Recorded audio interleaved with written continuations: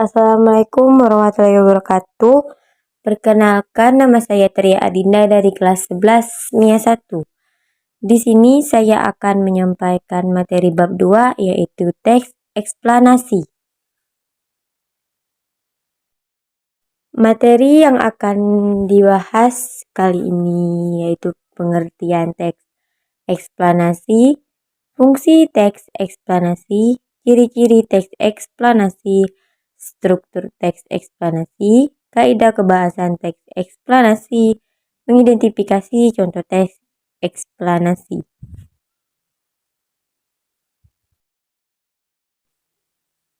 Baiklah, pengertian teks eksplanasi.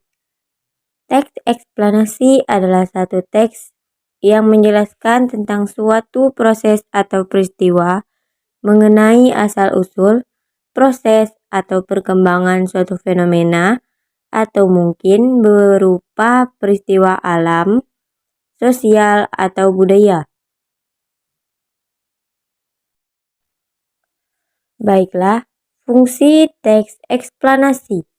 Dari segi tujuan, jenis teks ini berfungsi sebagai pesan yang jelas tentang langkah, sebagai proses yang terjadi dalam fenomena yang terjadi.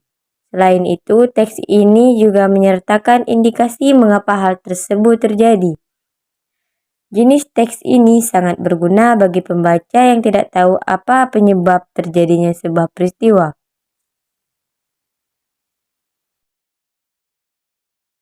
Selanjutnya, ciri-ciri teks eksplanasi. 1. Faktual. Menurut sifatnya yaitu data yang faktual dan berdasarkan data, serta mengandung penalaran ilmiah sesuai dengan pengetahuan ilmiah yang berlaku. Oleh karena itu, jenis teks ini bukanlah teks fiktif. Yang kedua, informatif. Teks ini berisi informasi terkini berdasarkan kebutuhan masyarakat. Artinya, hal tersebut dapat dimainkan dan tidak akan menjadi usang. Kata informatif berarti mendukung teori dan penelitian ilmiah yang semakin membuka wawasan atau perspektif pembaca. Yang ketiga, bukan teks persuasif. Teks yang menekankan urutan atau menggunakan langkah-langkah.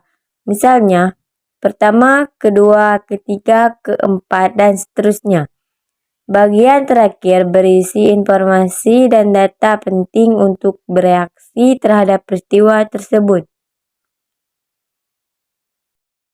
Yang kelima, bersifat empiris.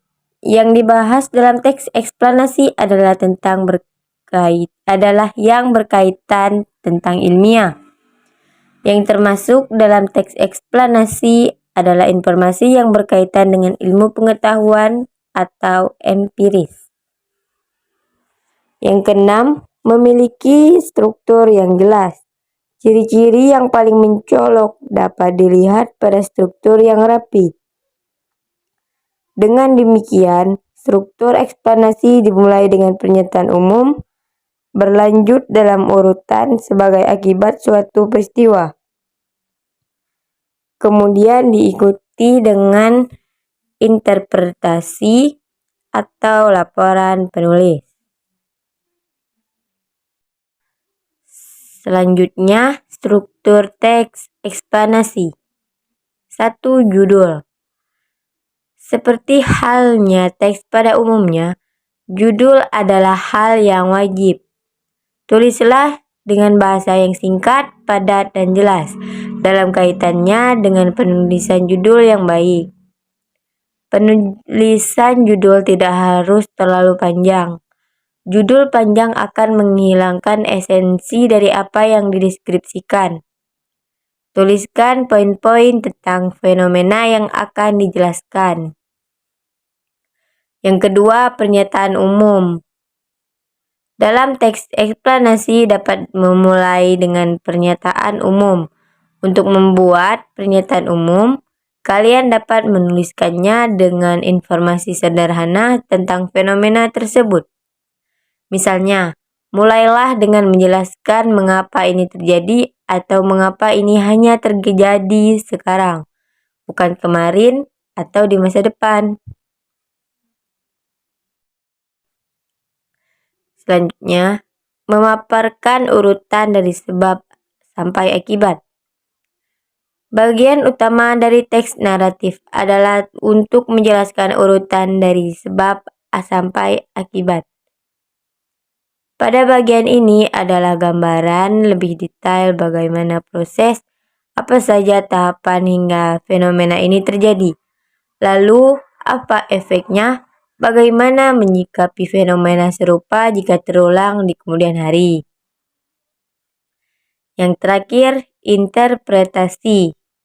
Pada bagian interpretasi ini dapat diisi dengan pendapat atau sudut pandang penulis. Tentunya, berdasarkan data dan penjelasan dari fenomena itu sendiri. Lalu, pada bagian akhir ditutup dengan kesimpulan. Kesimpulan harus ditulis secara singkat, padat, dan jelas. Selanjutnya, kaidah kebahasaan teks eksplanasi. Yang pertama, mengandung konjungsi kata hubung yang bermakna kausalitas, sebab dan akibat.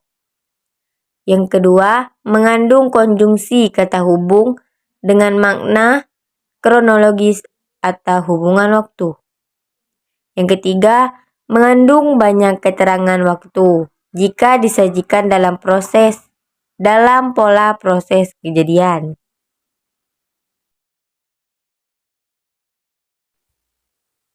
Baiklah, selanjutnya yaitu mengidentifikasi contoh teks eksplanasi yang berjudul pengelolaan sampah.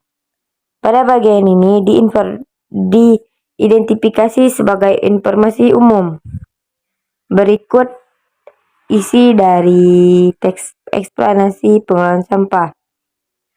Sampah merupakan sebuah benda yang sudah tidak lagi dimanfaatkan oleh masyarakat.